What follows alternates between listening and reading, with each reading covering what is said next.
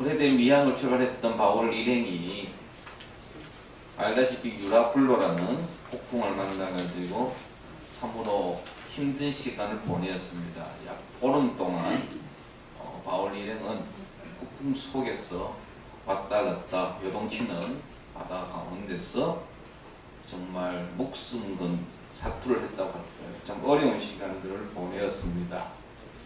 그런데 그들이 이제 예정에도 없었던 멜리데 섬에 오늘 도착했다라고 본문을 시작합니다. 멜리데 섬은 오늘날 말타라고 하는데요. 이탈리아 남부의 시실리라고 알려진 섬이 있습니다. 시실리, 마피아로 유명한 곳입니다. 그 시실리로 남쪽으로 한 70km 정도 떨어져 있는 작은 섬입니다. 말타라고 하는데요.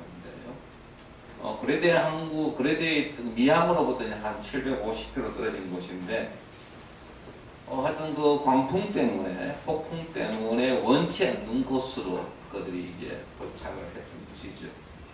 근데 바울이 이곳에서 약 3개월을 보내게 됩니다. 3개월 동안 머물면서 교육을 보내고, 그 다음에 이듬해 2월 달에 이제 로마로 가는 다른 배를 타고 이제 로마를 갑니다. 오늘 읽었던 말씀, 본문 말씀은요, 바로 그 멜리데 섬, 성경에서 말하는 멜리데 섬, 말타에서 있었던 이야기를 우리에게 소개하고 있습니다. 이런 멜리데의 뜻은요, 오늘 설교 제목처럼 피난처입니다. 피난처라는 의미를 가지고 있습니다.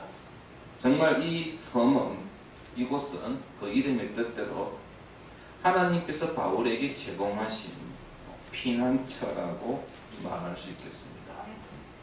저는 오늘 이 피난처인 멜리데에서 사도 바울과 그의 일행들이 보낸 일들을 통해서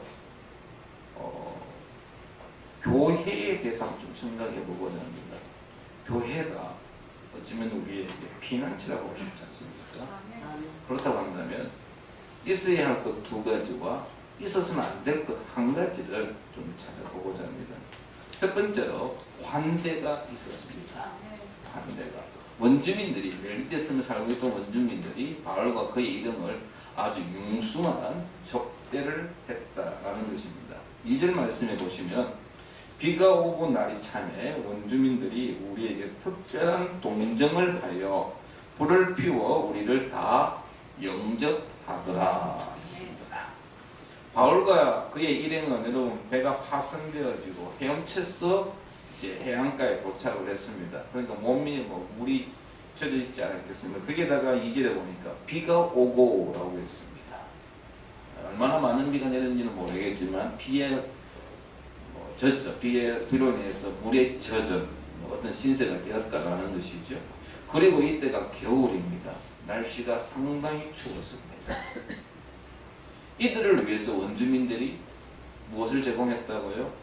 불을 제공했다라는 것입니다. 겨우 바다에서 건짐을 받아가지고 추위에 벌벌 떨고 있는 바울과 그의 일행들에게 원주민들이 불을 제공했습니다. 가장 필요했던 것이 제공되어졌다라는 것입니다. 원주민들은 바울 일행에게 있어서 가장 필요한 것이 무엇인지 정확하게 알고 있었고 그것을 제공했다라는 것입니다. 10절 말씀해 보시면 또 한 번에 이 원주민들의 환대가 나옵니다. 후한 예로 우리를 대접하고 떠날 때에 우리 슬끝을 배에 치렀더라 했습니다. 후한 예로. 바울이 3개월 동안 멜리데 섬에 머물 때에 생활하면서 부족함이 없이 생활할 수 있도록 대접한 사람들입니다. 그리고 바울과 그의 일행들이 로마로까지 가는 그 여정에서 필요한 모든 물자들을 이 원주민들이 제공해 주었다라는 것입니다. 여러분, 멜리데에는요, 사도 바울과 거기 온 군인들 276명과 안면 있는 사람은 아마도 한 명도 없었을 것입니다. 전혀 모르는 사람들로부터 도움을 받았습니다. 바로 이것이 하나님의 은혜입니다. 하나님께서는 바울이 멜리데에 머물면서 생활하기에 부족함이 없도록 하셨고, 그가 로마까지 가는 데 불편하지 않도록 하나님께서는 원주민들을 사용하셨음을 우리는 알 수 있습니다. 성도 여러분, 하나님이 우리의 피난처 되십니다. 아멘. 우리가 처한 상황, 여러분, 내가 처한 상황, 남편도 모르고 아내도 모르고 자녀도 모르고 부모도 모를 수 있습니다. 하지만 하나님은 처음부터 끝까지, 머리부터 발끝까지 다 알고 계신다라는 것입니다.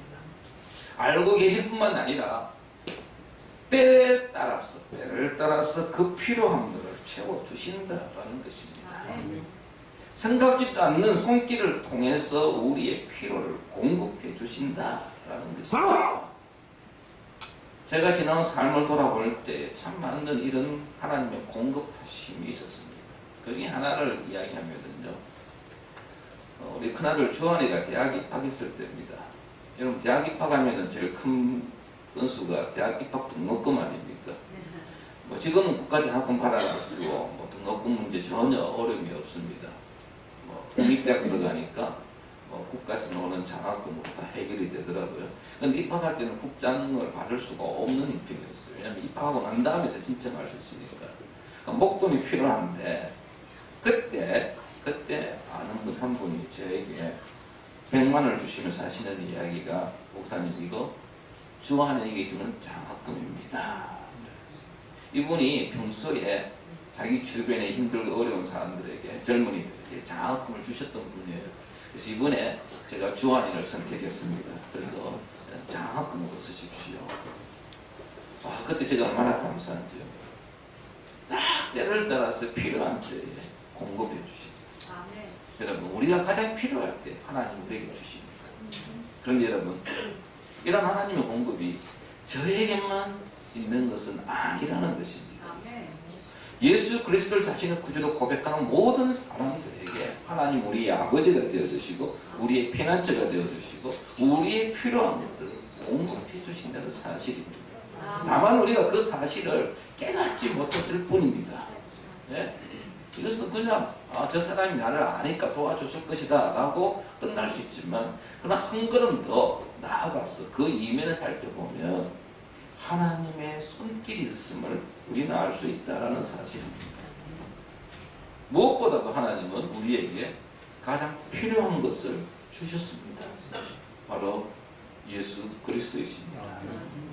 죄로 인하여 죽을 수밖에 없는 우리를 구원하시기 위하여 하나님께서는 예수 그리스도를 땅에 인간으로 보내주셨고 십자가에 죽게 하셨다는 겁니다. 우리 모두가 반드시 해결해야 될 이 죽음 문제를 하나님께서 해결해 주셨다는 사실입니다. 하나님은 우리의 피난처 되십니다. 그 피난처 되신 하나님 안에서 참된 평안과 쉼을 누릴 수 있는 저와 여러분 되기를 바랍니다. 그리고 또한 여러분, 교회가 피난처가 되어야 합니다. 교회 찾아오는 이들을 환대해야 합니다. 그가 누구이든지 간에 우리는 문전박대 했으면 되지 않는다라는 것입니다. 교회를 필요로 해서 찾아오는 모든 이들을 우리는 거부해서는 되지 않는다는 것입니다. 그런데 요즘 자기 스스로 교회에 등록하는 사람들 있잖아요. 개척교회에서 그래요. 환영하기보다는 의심합니다. 왜 그런지 아시죠? 네, 신천지 때문에.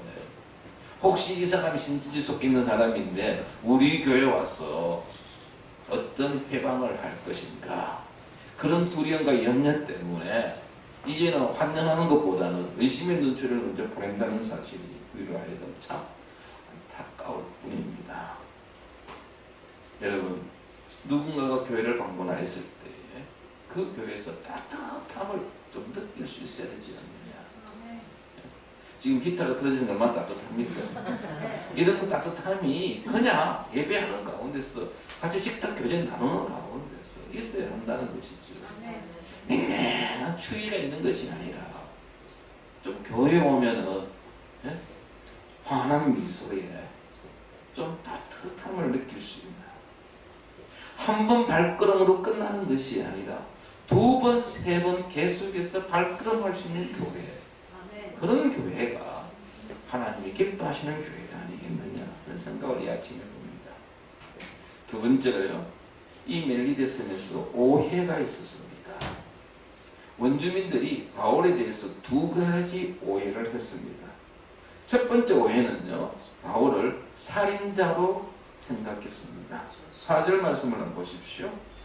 원주민들이 이 짐승이 그 손에 매달려 있음을 보고 서로 말하되 진실로 이 사람은 살인한 자로다.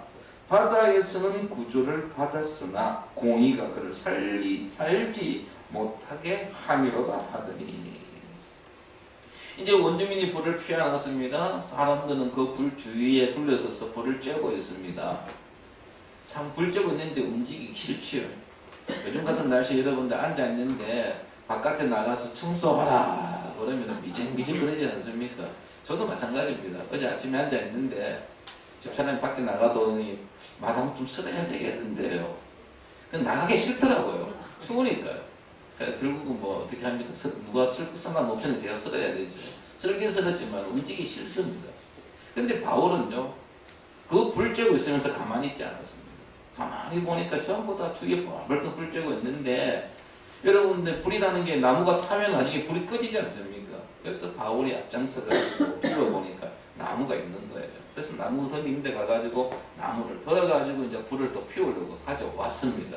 그때 하나의 놀라운 갑작스러운 사건이 터지죠.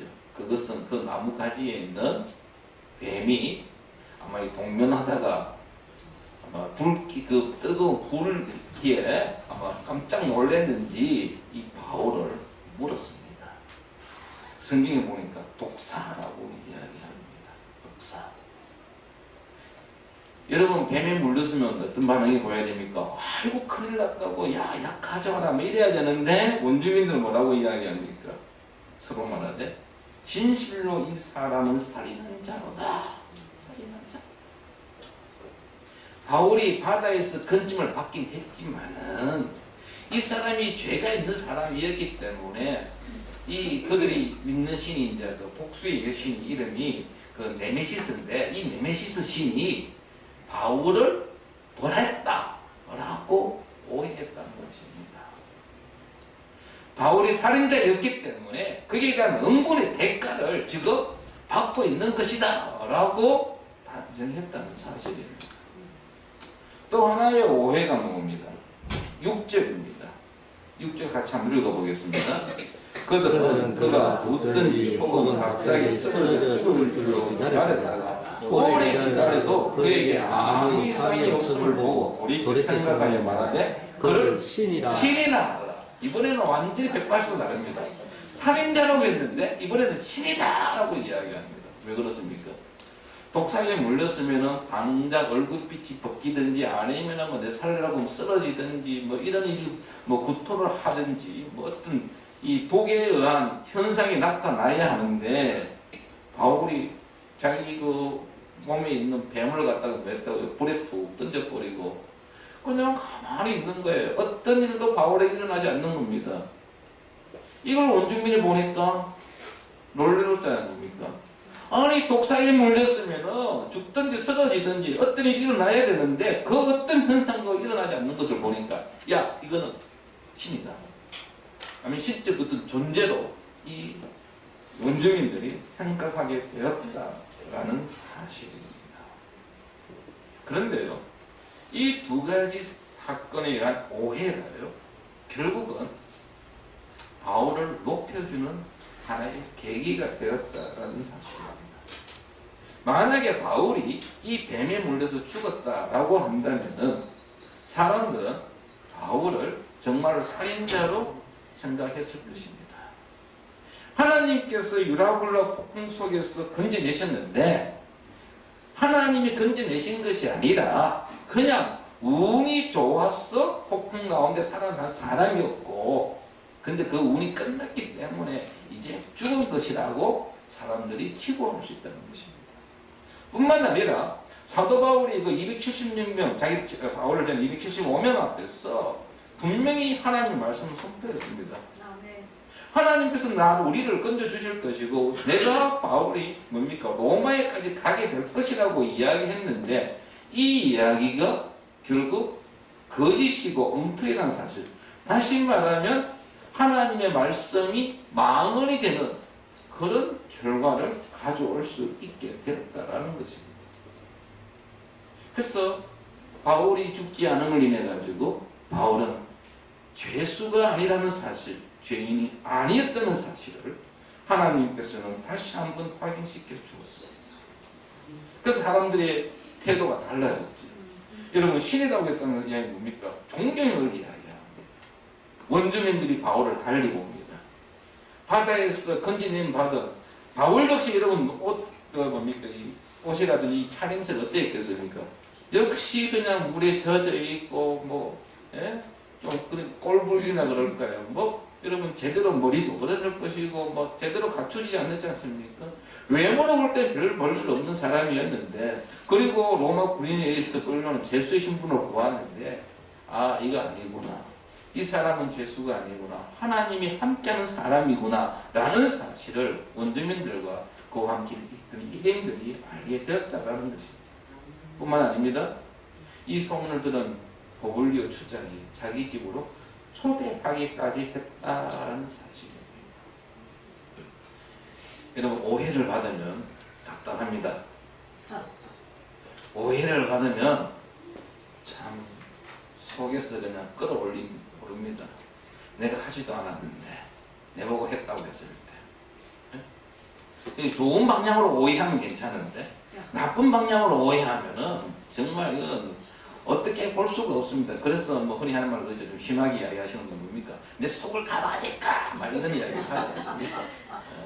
자기가 아무런 나는 죄가 없다고 나는 무죄라고 이야기하지 않습니까? 여러분, 오해받는 것 때문에 답답해하지 마십시오. 사람은 몰라도요 하나님은 아십니다. 우리가 그 어떤 행동을 했는데 그게 잘 되면 다행인데 그게 여러분 오히려 역효과가 나타나가지고 잘못된 결과가 나타날 수 있거든요. 그래서 사람들이 오해합니다. 나는 그러려고 안 했는데 나는 그러려고 안 해. 난 정말 선한 의도에서 이것을 했는데 한마디 했는데 그것이 뭡니까? 상대방에게 다른 사람에게 잘못 들려가지고 그래서 인간관계에 있어서 여러분들 참 이렇게 어긋나는 경우들이 얼마나 많습니까? 답답해하지 마십시오. 하나님이 아십니다. 그리고요 하나님께서 그 오해를 통해 가지고 하시고자 하는 일이 있다는 사실을 기억하십시오. 정말 하나님을 신뢰하신다고 한다면 하나님께서 일할 수 있도록 기다리시기 바랍니다. 기다리시기 바랍니다. 인내하십시오. 요셉을 한번 보시기 바랍니다. 요셉은 보디발의 부인과 그 유혹을 물리치면서 심지어 뭡니까? 도망친 사람입니다. 그런데 오해받아가지고 감옥에 갇히지 않았습니까? 얼마나 여러분들 그냥 참 흔히 말해서 뭐라고 해야 됩니까? 도발 뛰고 환장을 그런 형편 아닙니까? 그런데 요셉은요 보시면 아시겠지만 그것도 불평도 원망도 하지 않았습니다. 묵묵히 침묵하면서 기다렸습니다. 그가 감옥에 있었기 때문에요 애굽의 총리가 될 수 있었습니다. 만약에요 요셉이 감옥에 들어가지 아니하고 풀려났다고 한다면은요 어디서 바로가 요셉을 찾을 수 있습니까? 보디발이 어디 가서 찾아낼 수 있습니까? 어디 숨었는지 알 수가 없잖아요. 감옥에 있었기 때문에 바로 찾아낼 수 있었고 그를 택하여 세울 수 있었다라는 사실입니다.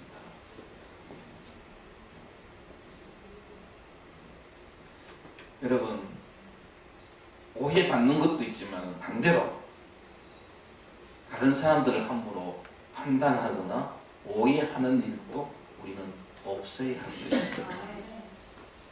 이 원주민들이 오해한 이유가 무엇입니까? 어떻게 보면 미신적인 사고입니다. 미신적인 사고.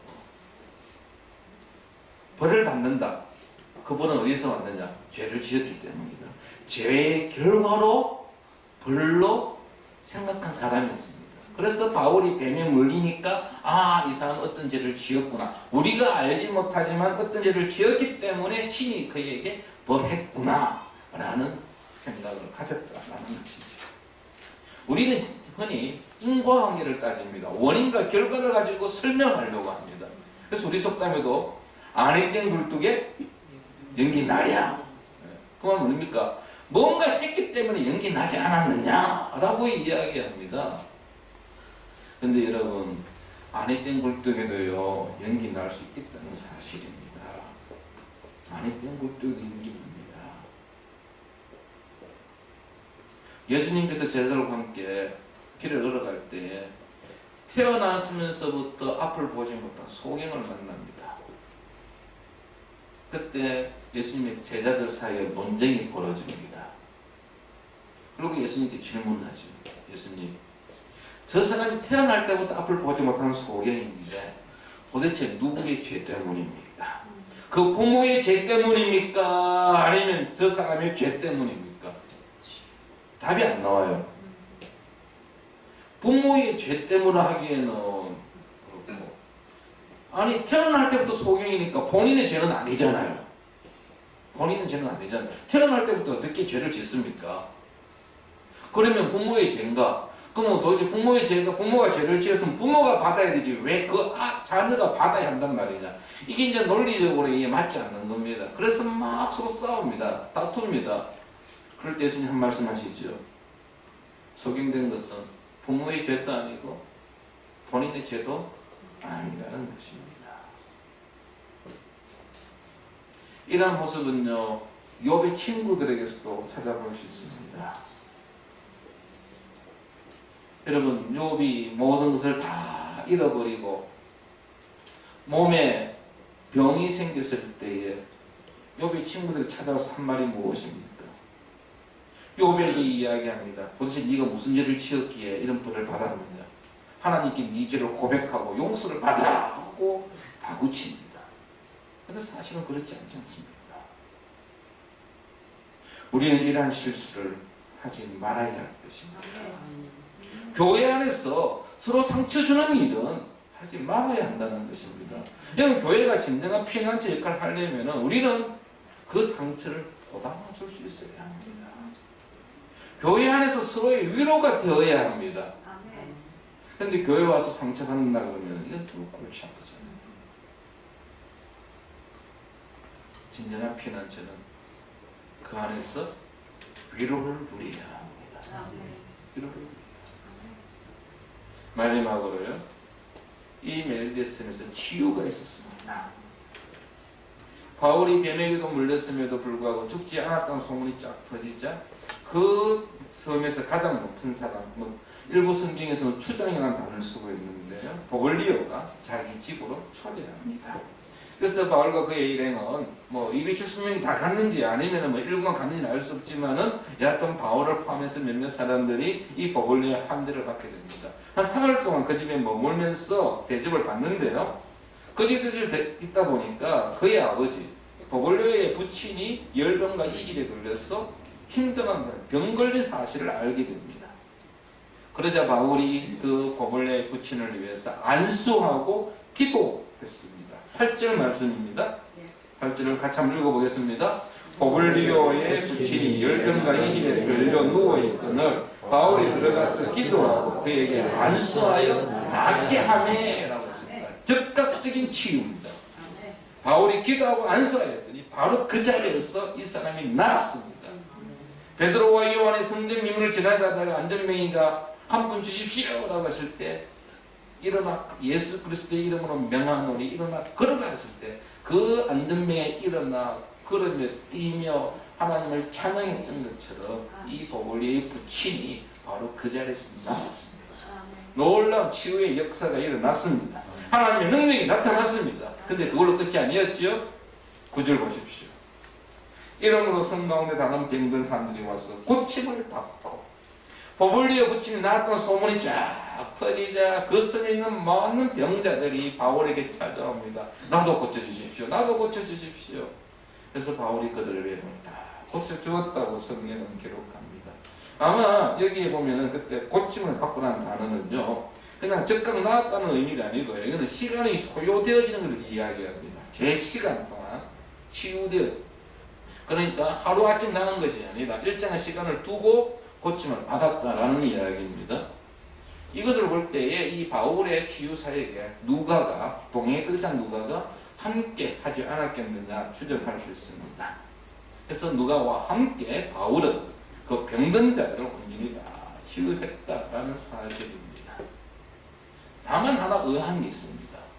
그게 뭐냐면요, 바울이 그 원주민들에게 복음을 전했다는 내용은 없습니다. 그렇다고 한다면 바울이 원주민들의 병은 고쳐주고 그들에게 복음은 전하지 않았느냐? 그것은 아니라는 것입니다. 누가가 바울의 사역을 소개할 때는 꼭 두 가지를 이야기합니다. 하나는 예수 그리스도를 전하였다는 것과 또 하나는 질병을 고쳐주었다라는 것입니다. 하나님의 말씀과 빵을 동시에 바울은 감당했다라는 것입니다. 그리고 하나님께서 멜리데로 이 바울을 부르신 것도 멜리데 섬에 살고 있는 자들에게 복음을 전하기 위해서, 예수 그리스도를 소개하기 위해서 부르시지 않았겠느냐. 그리고 바울의 사역 자체가 뭡니까? 복음 전하는 사역입니다. 그렇다고 한다면 바울은 이 멜리데에서도 비록 기록은 되어 있지 않지만 예수님을 소개하고 복음을 전하는 일을 했을 것으로 봅니다. 그래서 이건 기록에 따르면요, 멜리데 섬에 살고 있는 주민의 90% 이상이 가톨릭 주민이라고 이야기합니다. 복음의 씨앗이 뿌려진 것을 우리는 생각할 수 있는데, 바울은요, 원주민들에게 그들의 질병만 고쳐준 것이 아니라 영적인 치유도 함께 이루어졌다라는 사실입니다. 성도 여러분, 우리는 우리의 이웃들의 육신적인 필요를 채워주는 것도 필요합니다. 중요합니다. 교회가 이 지역 주민들의 요구를 충족시켜주는 것도 교회가 해야 할 일 중에 하나입니다. 그러나 그들의 어떤 육체적인 필요를 채워주는 것이 전부가 아닙니다. 또 그것으로 국한했어도 되지 않습니다. 우리는 반드시 함께 복음을 전해야 합니다. 복음도 함께 줄 수 있어야 합니다. 우리가 주변 사람들에게 선을 행하여서 사람들이 믿음 창교회 참 좋은 교회다.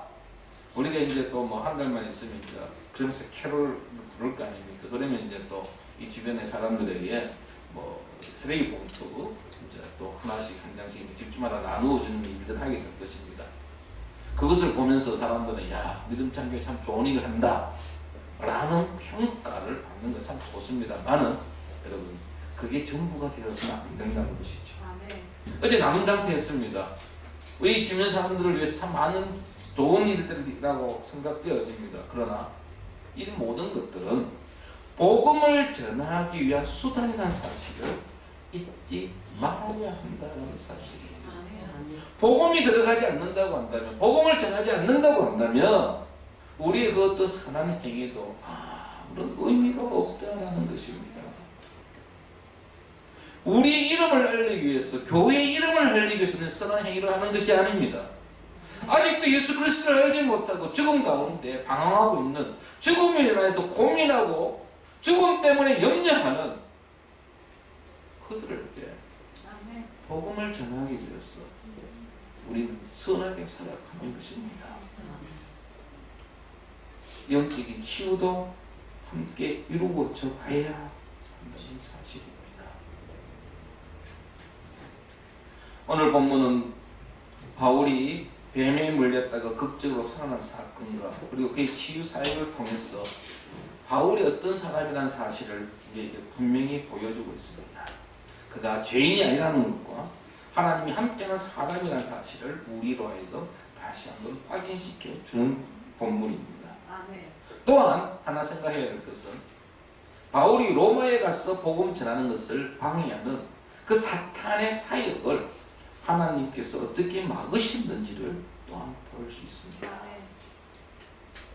우리가 복음을 전하고자 할 때 사탄은 다양한 방법을 통해서 방해합니다. 어떤 경우는요, 우리가 생각지도 않은 방법, 못한 방법을 동원해서 우리의 복음 전함을 막습니다. 하지만 하나님께서는 그것을 오히려 복음을 전하는 데 사용하시기도 한다는 것입니다. 그래서 결국 복음이 승리합니다. 우리에게 복음이 있기 때문에. 오늘 설교 제목이 피난처였습니다. 바울은 멜리디에서 3개월 동안 쉼을 가졌습니다. 물론 사역은 했지만 그는 그곳에서 재충전할 수 있는 시간을 가졌습니다. 참으로 유익한 시간들이었습니다. 그리고 앞으로 로마에 가서 사역하기 위한 준비의 시간을 가졌습니다. 섬에 머물면서 그는 지친 몸을 수술했습니다. 새로운 힘을 얻었습니다. 이름대로, 멜리디라는 이름대로 바울에게 있어서 그곳은 피난처였다라는 사실입니다. 오늘 우리 교회가 지친 사람들에게 피난처가 되어야 한다라는 것입니다. 저는 교회를요, 개인적으로, 그렇게 개인적인 생각입니다. 어느 책에 나와 있는 건 아닙니다. 저는 교회를 베이스 캠프로 생각합니다. 여기입니다. 베이스 캠프 아십니까? 주로 이제 등산할 때 베이스 캠프 있잖아요. 어느 고지에 올라가기 위해서 그 베이스 캠프에 가가지고 거기서 쉬면서 준비합니다. 그 고지를 어떻게 등산할 때 필요한 장비들을 거기에서 받습니다. 여러분들 축구 시합할 때 그러잖아요. 국가대표들 국가항공이니까 베이스 캠프 세팅해가지고 거기서 훈련하다가 그 다음에 진짜 경기 장소로 이동해가지고 경기를 하지 않습니까? 그 베이스 캠프는요, 쉼이 있습니다. 휴식이 있습니다. 재충전이 있습니다. 그리고 거기에서 필요한 모든 것들을 갖춥니다. 교회가 바로 베이스 캠프가 아닌가. 6일 동안 이 세상 속에서 믿지 않는 자들 가운데 생활하는 가운데 영적 전쟁 치르면서 지쳐있는 성도들이 교회에 와서 쉼을 얻고 재충전하고 그리고 다시 또 한 주간 동안 영적 전쟁에서 이길 수 있도록 충전하는 그러한 것이 교회여야 되지 않느냐. 그래야 매일매일의 삶 속에서 영적 전쟁에서 이길 수 있도록 돕는 것이 교회가 아닌가 하는 생각을 해봅니다. 힘들고 지쳐 있습니까? 하나님 안으로 들어오십시오. 그곳에서 쉼을 누리고 치유를 받으시기 바랍니다. 그리고 다른 사람들에게 상처 주는 일은 없도록 해야 할 것입니다. 우리 믿음 청교회가 성도들과 사직 삼동의 진정한 피난처가 되기를 축원합니다. 아버지 하나님,